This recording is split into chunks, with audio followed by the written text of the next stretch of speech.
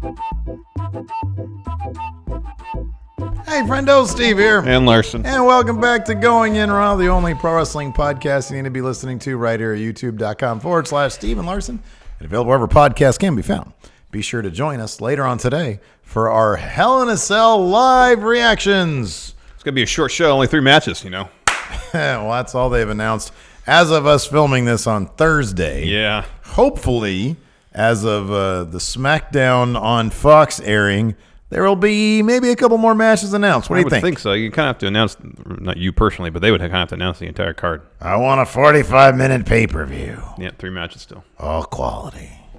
You're going to have 2 Hell in a Cell matches, both of them go an hour. Yeah, exactly. So, anyways, hopefully you guys will join us for that. Will join us for that, not enjoy us for that. Although hopefully you'll do that too. Yeah. We're at the end of the first week of the new way, the Wednesday Night Wars and all that stuff. Yeah. New schedules, new things. And, of course, this is the Matt Chat show where we reach out to our patrons over there on the patreon.com/Steve and Larson for their questions that we can then debate here on the Matt Chat. Correct. Who we got up first, Larson? First, we got Jacksonville's number 1 Matt Chatter, Guion Halili. What's up, friendos? This is Jacksonville's number 1 Matt Chatter, Guion Halili, back with another Matt Chat question. This week, what I want to know is simple. Is Smackdown now the A show? Now, at the time of this recording, Smackdown hasn't yet broadcasted on Fox because it's Wednesday. But is Smackdown now the A show? With the wackier stories on Raw, like Lana making out with Bob Lashley, and, you know, everything that's going on Monday Night Raw. Yeah, let me know your thoughts. Too sweet, hearty handshake. Later, guys. Thank you, Guion. Thank you, Guion. Go ahead. Yeah, SmackDown is totally the A show right now. Raw is now the C show. I'm sorry, man. You can take the ratings out of it. I know Raw's going to get better ratings than NXT. I totally get that. In the pantheon right now of wrestling shows, Raw is the D show if you include All Elite Wrestling.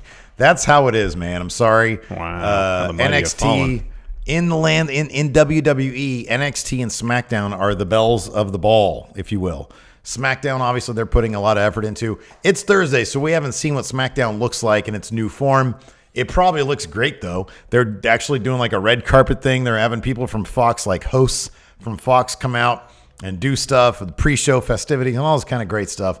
They're really rolling out everything for the WWE right now. All that screams A show. And all that is for SmackDown, and you're exactly right. All that screams A show. I will let you make your point about why it is, but just one more thing.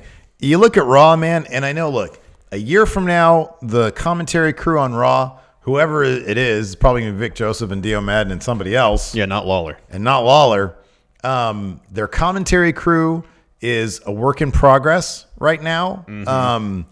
Their roster, I mean, look, Raw might end up being the more fun show to watch because of the goofiness, like Guion's talking about. I was thoroughly entertained by that last 10 minutes of the show. It's still too long. It's still bloated. Oh, yeah. It's not going to go down to 2 hours, but it should. It definitely should. And so, yeah, it's the C show. Like, everybody's paying attention to NXT because of it's the Wednesday Night Wars thing. SmackDown is a fresh coat of paint, and they have Brock Lesnar. That's why it's the A show, because in Vince's eyes, he will only put his top draw on A show. Brock Lesnar is Vince's top draw in his eyes. Mm-hmm. Therefore, he's going to SmackDown now, at least short term. Yeah. And therefore, SmackDown is A show. Everything you said is right. But the most concrete evidence we have that SmackDown is A show is because Brock is there now. Yeah, sure. Yeah. And he'll probably win the WWE title. He probably has won the WWE title by now on Friday. Be surprised if he didn't. Mm-hmm. And he's probably going to hold that belt for a little bit and be kind of like a number 1 dude on SmackDown on Fox. Yeah, if he didn't win it on Friday, again, we're taping this on Thursday. If he didn't win it on Thursday, that's a foregone conclusion. He's going to. Yeah. But yeah, no, SmackDown, they're going to devote all their efforts. I mean, it will be interesting creatively, given that Eric Bischoff's record to this point seems maybe a bit spotty. I'm not sure if I don't know. Like, creatively, who knows what the deal's going to be? Yeah. But yeah, they're putting in terms of production. I mean, creative would marketing. only translate potentially into the viewership. how it's dealt with creatively at first isn't going to have any bearing, I think, on how Fox views it and markets it, and therefore how Vince views it and wants to market it, and who he puts on there. Yeah. They're doing everything they can to make SmackDown a rating success by the metrics. We've heard 3 million. I don't know if that's true or not. That Fox apparently maybe set forth. And we're not even at the draft yet. No. I mean, how much more can they load it up? You know, it could be Raw. In terms of star power, SmackDown, NXT, 205 Live, main event. Yeah. What else do they have? Maybe a talent trade with who are they going to do business with? AAA? Evolve. Yeah, Evolve. Raw. NXT UK. NXT UK, Raw. Yeah, then Raw. Could be. Who knows? SmackDown's definitely the A show. No question. Send Seth to Evolve. Send Drew to UK. Send and then you'll just be left with Bray. You'll just be left with Fiend. Yeah. He'll stay on Raw. Yeah. And every Raw main event with Dana Brooke versus Sarah Logan. I love that. That'd be great. Next up, Joshua Martinez. We'll see what he has to say.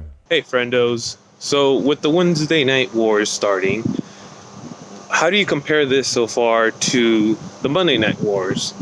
Obviously, now we have more technology. Like, I saw people had double streams up side by side. PlayStation View, I guess, you can view 2 streams at once. I know this is only the first night, but just wondering, how do you guys compare the 2 wars, and how do you see social media and all that affecting the wars? Be interested to know what you guys think. Thank you, Joshua Martinez. Thank you, Joshua. ahead. I got to go first. You get to go first. It's kind of too soon to tell how they're going to compare. We have 1 week, and the narrative right now is AEW destroyed NXT. Yeah, and I'd really be interested. I don't take away that AEW necessarily destroyed NXT in the ratings. That's the narrative people want to push. It just means people were more curious about what AEW had to offer because they knew what NXT was. When you get the +3 numbers, whatever that is, the DVR stuff, I feel like you're going to see that gap shrink. Because I'm just wondering if a lot of people, all right, we have a choice between a product that we know really well, NXT, that's been the same, and will, by all accounts, according to Triple H, will be the same, versus AEW, something that's completely new. It's exciting. This is history we can watch live as it happens. I'll try that first. But yeah, it'll be real interesting to see what the numbers are like in a couple days once we get the full picture of the full picture we get of what viewership is like. In terms of any comparison is going to be insufficient because the way people ingest entertainment now is so vastly different than how it was 20 years ago that, for one, there's way more options. You're not going to see numbers like you did back in the Attitude Era during the Monday Night Wars. People don't watch TV live like they used to. That's why there's such a premium on it. And that's why there's so many different outlets by which to watch stuff. You got cable, but you also have the various apps. You have, apparently on PlayStation View, you could co-stream. You can watch both of them at the same time. And then a lot of people DVR, and they watch it later. And so while AEW probably won the narrative week 1 because they blew NXT out of the water, once we get the fuller picture of viewership in a couple weeks, once things kind of settle, once people familiarize themselves with AEW and compare that to what NXT has been offering for years, people will then make the choice which ones they probably want to watch first. And then, from that point on, we'll see. And then it gets to, okay, which product is going to put forth the most intriguing product on paper, like the day of. Like you walk in, you read your AEW preview, your NXT preview, you've been following the storylines. All right, which show do I feel like is must watch? Which one is the one I have to watch live this week? And I don't know. It feels like this could be one of those things where week to week things could change a lot, just based on what they're putting out in front of viewers. Man, there's going to be a certain percentage of AEW viewership that's going to be diehard AEW.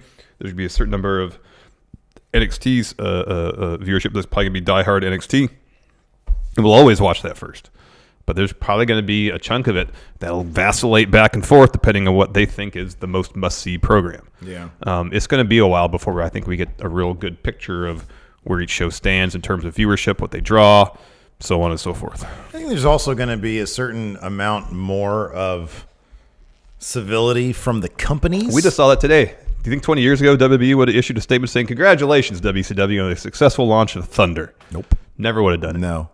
You want to avoid. So if I know both shows are done live, so you can't necessarily do spoilers, although you can call audibles during the show and say, hey, they opened up with a title change on AEW. Quick, Mauro Ranallo, spoil that. There's no way they do that now. No. If given the opportunity, they're going to stay away from the more petty, spoiler territory or bashing stuff. They're going to stay away from that because they understand completely that we're in a social media landscape, and the perception that you're not playing fair or that you're trying to play dirty is an ugly one, and people are going to turn on you very quick.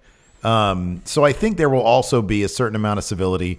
WWE is making money hand over fist, so it's not like they're really losing anything if NXT doesn't, knock out AEW. NXT just has to perform to whatever expectations USA needs for them to remain profitable and for this to be a profitable arrangement.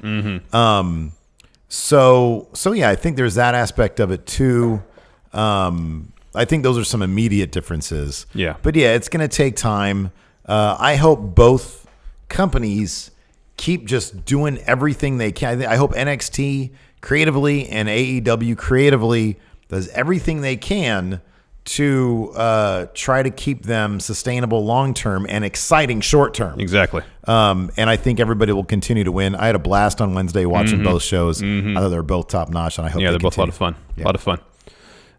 More than anything, hopefully people will enter Wednesdays each and every week excited to watch wrestling, because far too often, and this happened to be, you go into a Monday Night Raw and you might enjoy some of it, but at 3 hours, it's kind of a chore some weeks when the product isn't that great. Yeah, sure. While you can always expect something decent to happen on Raw, you might not always be excited to watch it because there might be some good, but there might be some mediocre or even some bad you had to wade through to get to that good. That was one of my big takeaways was, man, watching AEW, like when it was about the hour and a half mark, I was like, oh man, there's only a half hour left. This is great. It was really well paced. It was really well paced. NXT was the same. It's obscene that Raw would have any match that isn't at least 15 minutes long. You've got 3 hours of time. I know. You need to be giving us 15-minute plus bangers every week. I know. There was a span of time when they were doing that, and I feel like they sort of strayed away from that. Yeah, there was a while where they'd have an opening segment and they'd have some sort of match that last 12 to 15 minutes. Yeah. Weekly. That was the formula for a while, and then it stopped. I don't know why. Next up, returning Matt Chatter, Willism. Ooh, and he's starting his own Sunday Night War with Epico in the car battle. Wow. Let's see what he has to say. Hey, Stephen Larson, it is your pal Willism. I know it's been a while. Life just gets in the way sometimes. But wanted to come back at you with a Matt Chat question. But before I do that, Epico, I hear you're looking for a war. And I have a car that shoots flames too. Alright, Epico. So there you go. I'll be your Huckleberry. But anyway, getting back to my question this week. Guys, I haven't been around. I've declared fan bankruptcy. I've given up on the products. And it's not because they're not good. They're just too long and they're just too much, and I've just given up. But hearing you guys saying that the product's getting better is reassuring, and I'm glad for that. But my question is that for me, I'm building my fan credit, so to say, by just watching AEW and NXT when that starts up. So my question is, do you think that there's going to be two distinct fan bases between your standard products like the Raws and the Smackdowns, and then the smaller products like AEW and NXT?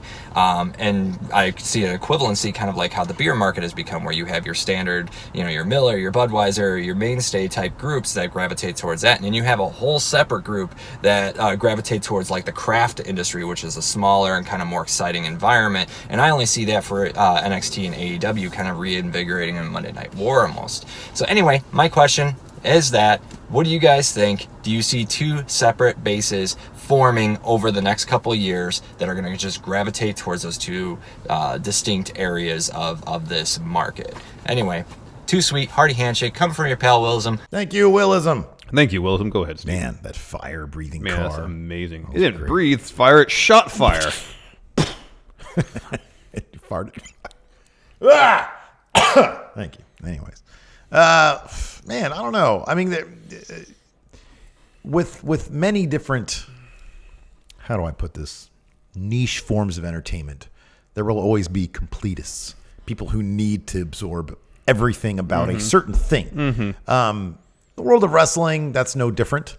However, I do think that AEW, I mean, Meltzer in the wrestling newsletter, whenever there's been like an AEW pay-per-view, and this isn't like an exact science or anything, but he'll say, hey, 80% of people bought AEW this pay-per-view, but didn't get the pay-per-view. Well, that doesn't really reflect the network numbers. So, I mean, I do think that part of the AEW's fan base are people who are kind of fed up with WWE and want something fresh. Yeah. So I think that there will be a portion of the AEW's audience that doesn't watch anything WWE. I think there's also a portion of AEW's audience that would appreciate NXT, but not anything on the main roster. And I think we saw plenty of people. I mean, I put up a community tab. Yeah. And it was on the basis that the people responding to the poll watched both episodes, and we had full on the same number of people who usually vote. 2,500 people voted in this community poll, and assuming they actually, unless some of these people didn't watch one or the other, but God, anecdotally on Twitter, everybody was watching both.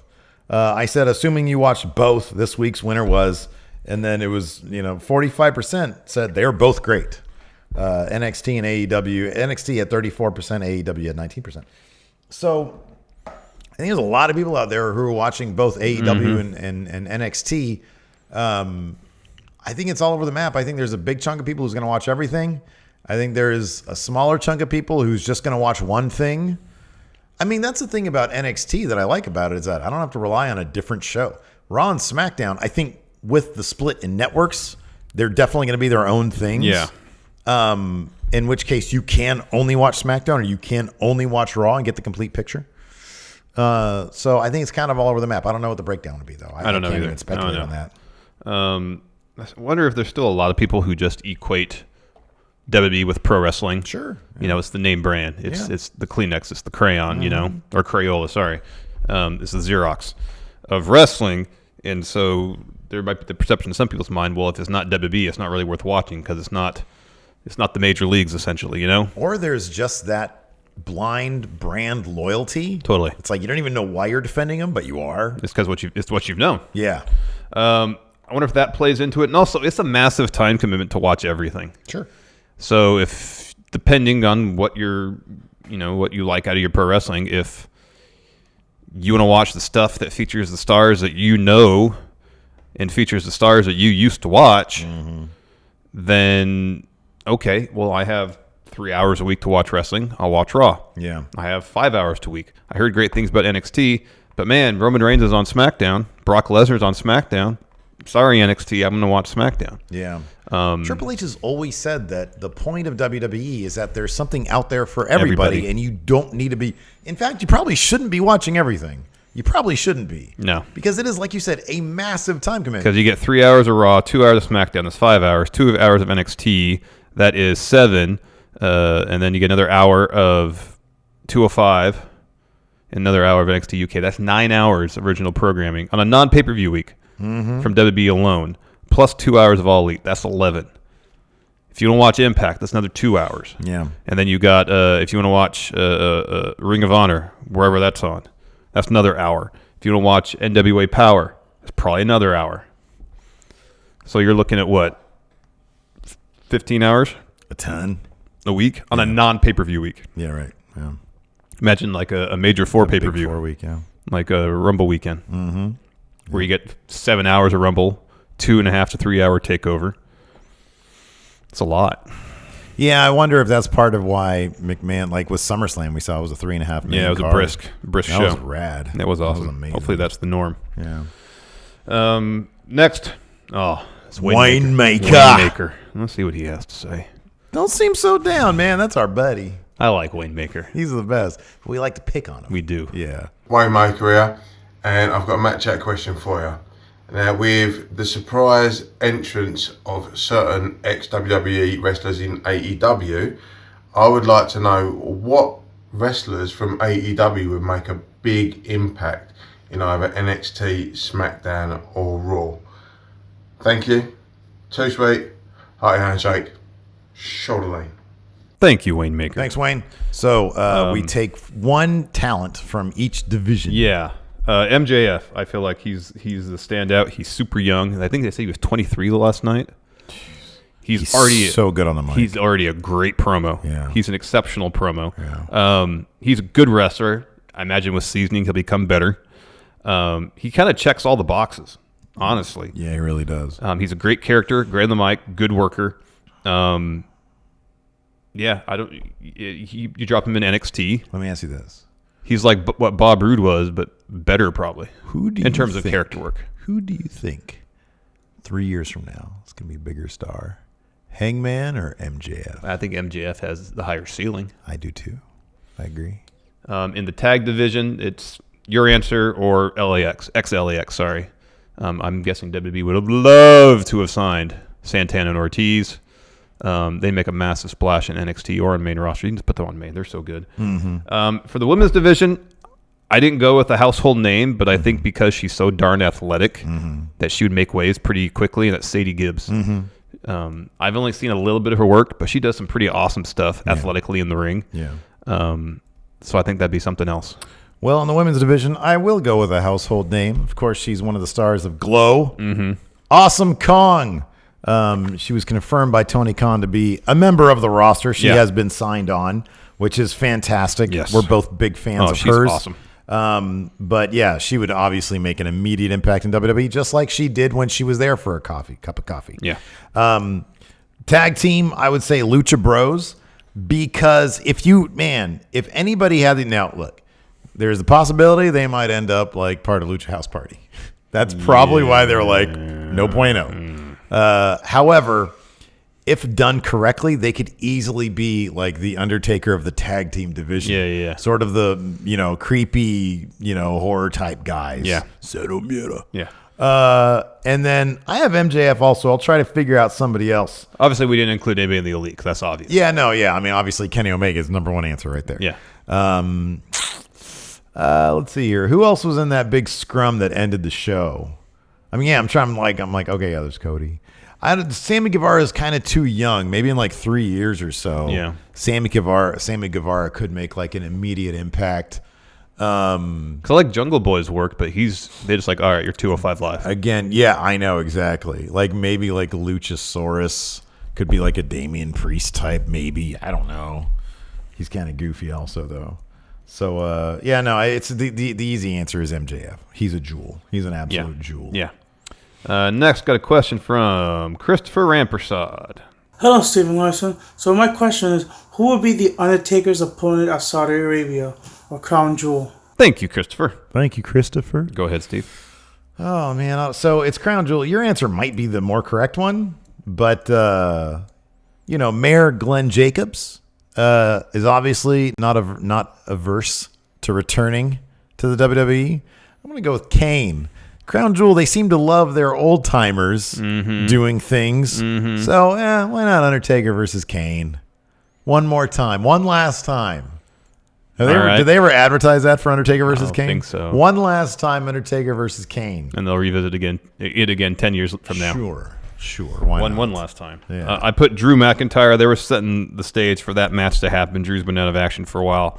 Apparently, the Taker won to work with them Extreme Rules, and actually was a really fun tag match. Who wins that match, though? I worry if it's at Crown Jewel, Undertaker wins the match, and so Probably. by that rationale, I don't want it to happen. Right, exactly. Drew needs that huge win.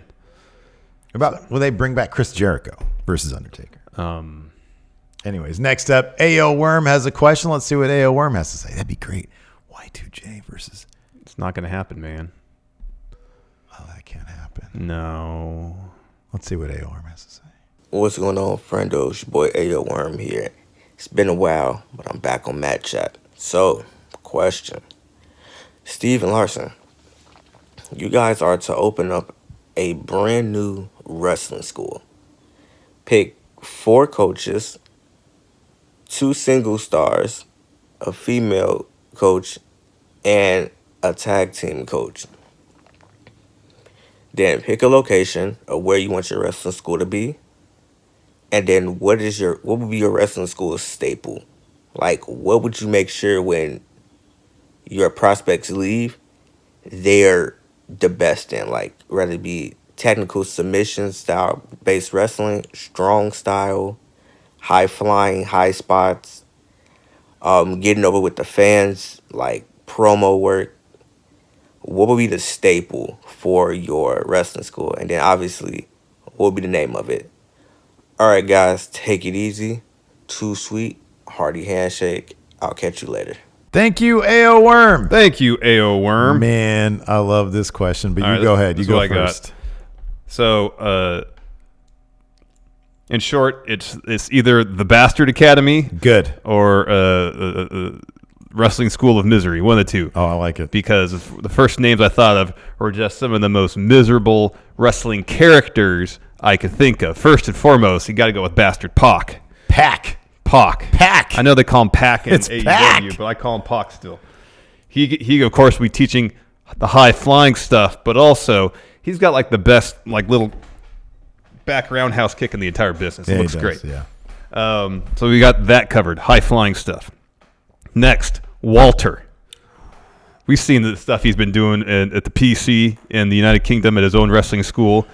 It'd be that Walter though. It wouldn't. Be, Yeah. It wouldn't be Walter that we see off camera. That No. we would see off camera. This is all based on the characters we see in our screens. Correct. Because like my next name here, Shayna Baszler. You met her. You said she was a delight. Yes, great. Totally great. But on screen, Wouldn't be that Shayna. No, on screen in character, she's mean. Terrifying. She's surly. Terrifying. That's the Shayna I'd have teaching at my school. And then finally, the tag team, Minoru Suzuki, Zack Sabre Jr. They just be stretching everybody. That's good. That's This good. school would create the most hardened, badass wrestlers on the entire planet. Yeah. Hold on. I have to add one more. What location would it be? It fits more in my school than yours. Yeah, I know. Well, you can take him if you want. You want him? No, I like my. I like my name. Is mine dead? Is that guy dead? I think so. Put Stu Hart on there because you said stretch him. Yeah. How would you not have Stu Hart in yours? Because I That's think great.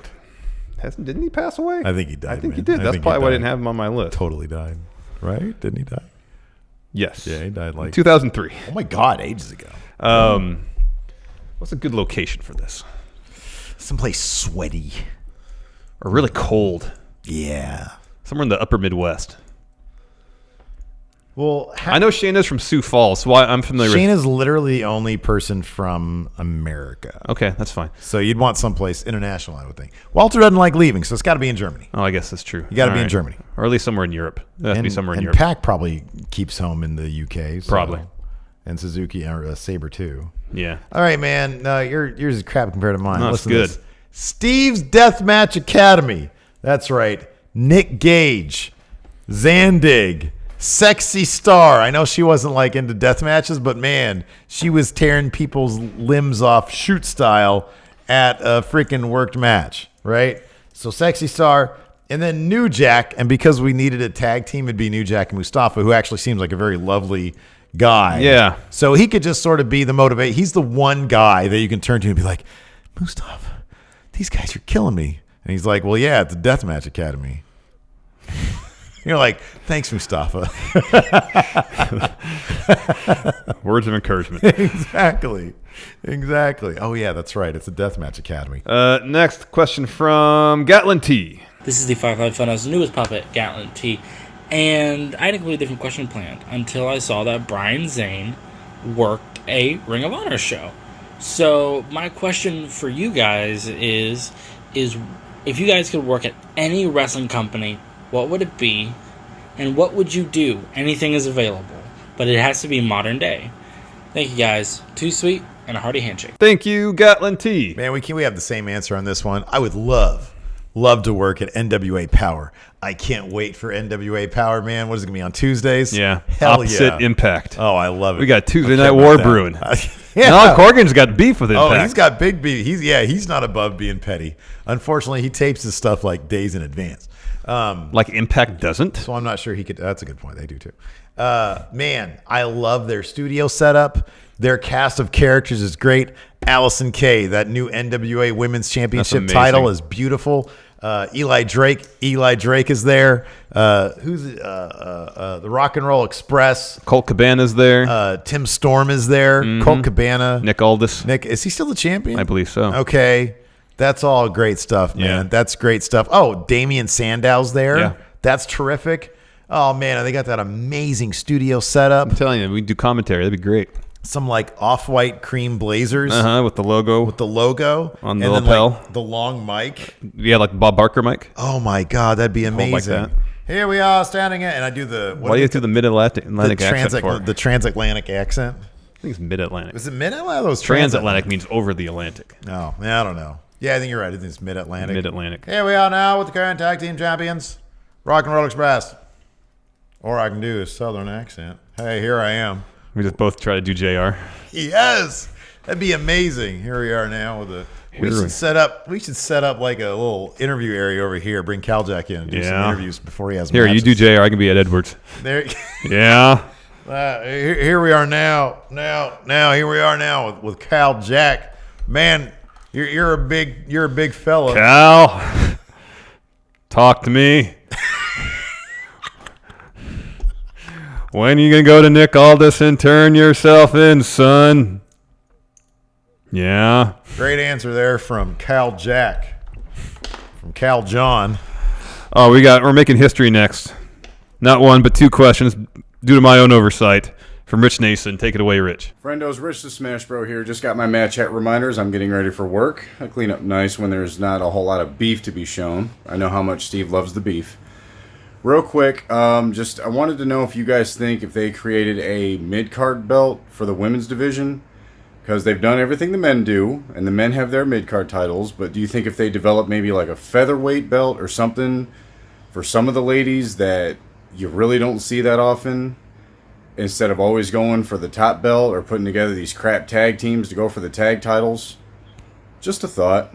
Friendos, Rich the Smash Bro here with this second match chat question of this episode, because my one last week was forgotten about. Anyway, with Hell in a Cell being tonight, I wanted to know what possible surprises are in store. Because let's be real, no one wants to see The Fiend win the title. I sure as hell don't. But after the first couple weeks of NXT and USA have been wrapping up, then we had that other show on Wednesday. I don't know what it was. But with the landscape of how things have been going, what do you think is going to happen tonight at Hell in a Cell that might be shocking or unexpected?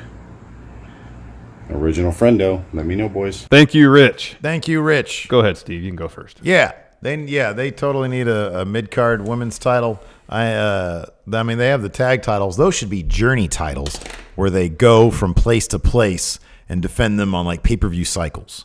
However, yeah, because if you take a look at the women's division right now, there's too much floundering. They got that 24/7 title, and that really the talent chasing that title is too good to be chasing a title literally through the arena. So they definitely need a mid-card. Those other titles are going to be wrapped up in horsewomen fingers. They're going to have their paws all over them titles. So the Raw and SmackDown titles are unavailable right now. They need they definitely need a mid-card title. What about it? A surprise for Hell in a Cell. Fiend wins. Oh, sorry, yeah. Rich. The Fiend is going to win. Yeah, Fiend's awesome. Yeah, he's great. He's great. What Rich is talking about. Watch him do the weather report here in Sacramento. It's great. It's wonderful. Do they need a mid-card women's title? Yes. But until they prove to me that they can competently and adequately book the women tag team titles long term, they've been doing all right with Alexa and Nikki Cross. That's been a fun program. Long term, I don't necessarily have the confidence that they can put another belt in the women's division and actually have it on TV on a regular basis. Mm-hmm. They need to prove that to me first. Would it be great? Yes. Would it help the women's division? Yes. Until they prove with the women tag titles they could do it right, then I kind of say let's just wait on that. Let's just wait on that. Surprise at Hell in a Cell? Maybe it's not a surprise. Fiend wins. Not surprising. Seth is excited for Team Hogan at Crown Jewel. He's already looking past Fiend. Yeah, let me ask you something though, dude. Isn't Hell in a Cell shaping up? Hell in a Shell. That's perfect. How you put it that way. Hell in a Shell. Isn't Hell in a Cell shaping up to be like the biggest afterthought of it? Is the Universal Championship going to change hands on an afterthought pay-per-view? Yeah, maybe. Yeah, totally. Is. Maybe. We're 3 days away from it. Yeah, and there's 3 matches announced. 3. I mean, you got to have at least 6 to put on a real show, right? All right, you got that right there, Ed. We're going to be doling out money for an hour of wrestling. You got that right, Ed. I got a bunch of text questions. First from Nemo. She says, do you think AEW title should change hands a la Attitude Era, where a number of people have a chance at any time? Ed Edwards is about to throw up here live on NWA Power. Wow. Or should they have long title runs to make the champ seem unbeatable, for lack of a better word? Jericho's going to have a decent run with it.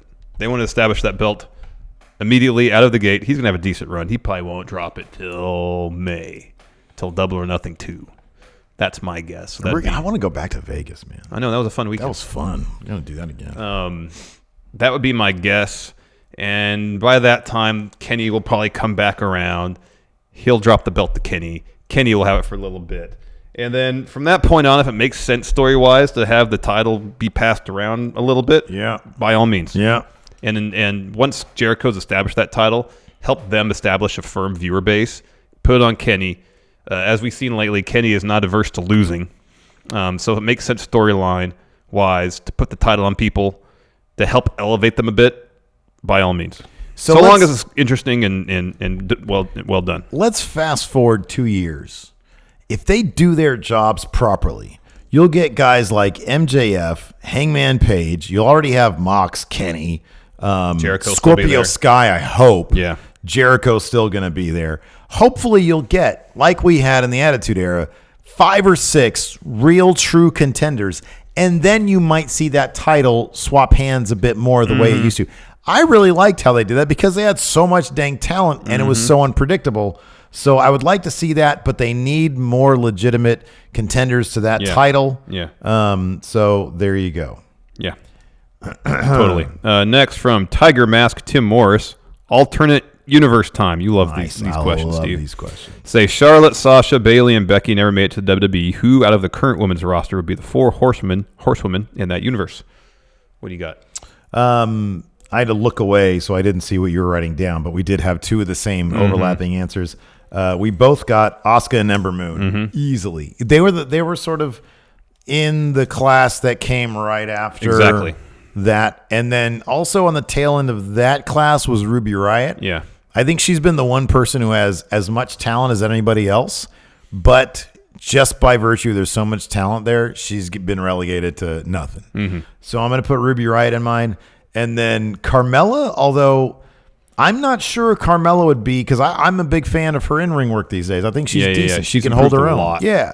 I wonder how much of her improvement has been due to her working with the horsewomen. I don't know. Maybe it's been more behind the scenes. Maybe it's been in the performance center. I don't know. Wonder if she's just based on being on the road all the time, she's just gotten more reps. That could in front of a live audience. But I put her in my 4 horsewomen. I got Asuka and Ember, and then I got Peyton Royce and Billie Kay. They're good. Those are good answers. Yes. And then Luis Ariza, what are some kayfabe guilty pleasures wrestlers indulge in? He says Sergio Machuca of the Friendoverse says that Corbin probably likes Manny Petties because he's worth it and a king needs to feel and look good. And I agree. When's the last time you had a Manny Petty? I've never had one. You've never had a pedicure? No. It's amazing. Yeah. Oh, it's so nice. I've had one in my life, and I regret that I've only had the one. All right. Because they're really great. I want to do the thing where they let the fish eat your feet. It's the rough skin, not your actual feet. Because they ate your feet, you would not be able to walk, Steve, without prosthetics. Stubs. Oh, wait, I go first. Your answer is great. Mine's kind of boring. Nonetheless, Elias, he fancies himself a musician, so he'd have a full writer for every appearance on Raw, or I guess on SmackDown. So that would include demands in terms of what's in his dressing room. Yeah. So you're talking a pallet of like Avion, water. A bowl of only the green M&Ms. No, they're individual bowls, but all the M&Ms are separated by color. Is that what Led Zeppelin had? Was it Led Zeppelin? I think it was Van Halen. They had the M&Ms. Oh, it was Van Halen? I thought. Okay. Just stuff like that. Just ridiculous demands. Funny concert writers. Some of them are pretty funny. Let's see here. Okay, Van Halen had no brown M&Ms. Mariah Carey has a bunch of kittens. Motley Crue had mustard-induced... I don't know what that means. Jennifer Lopez, anti-clockwise coffee stirring. Like you had to stir the coffee a certain way? I guess. I don't know what any of this stuff is. But it's Van Halen with the no brown M&Ms. I have Orton. Randy Orton has a traveling hot tub. That's entirely possible. His is on bus. Yeah, I feel like he's a big hot tub guy. But it would be like a full-size hot tub, not like a mini. So you can have, or, I mean, maybe that's more for Rob Van Dam. Yeah, it could be. A traveling pool. Oh, man, with his wife and friends. Yeah. Several. Oh, man. Final text question from the Howdly Doodly champ. He says this question comes from Alex Foster from Discord. Baron Corbin, Kona Reeves, Yoshihashi, and the Kingdom are tasked with saving a kidnapped going in Raw. What are their roles in the mission, and how successful will they be? Not successful. Not successful at all. Baron Corbin would be the team leader. Obviously. Kona Reeves, well, he's the finest. He would provide only the finest in equipment to help the situation. Yeah. Yoshihashi would be the daredevil. Yeah. He's willing to run into any situation. True. Head first. Head first. And then the Kingdom. Not sure what role they would fill. I don't know what they do. Anyways, it wouldn't work out very well. We'd be gone. We'd be dead. They'd kill us. Whoever's kidnapping us would kill us. Yeah. Anyways. Maybe the Kingdom, maybe Matt Taven could pay the ransom thanks to some of that Ring of Honor money. A rich guy. Yeah. Well, he's well off. $300,000, I'd consider It's good that. money.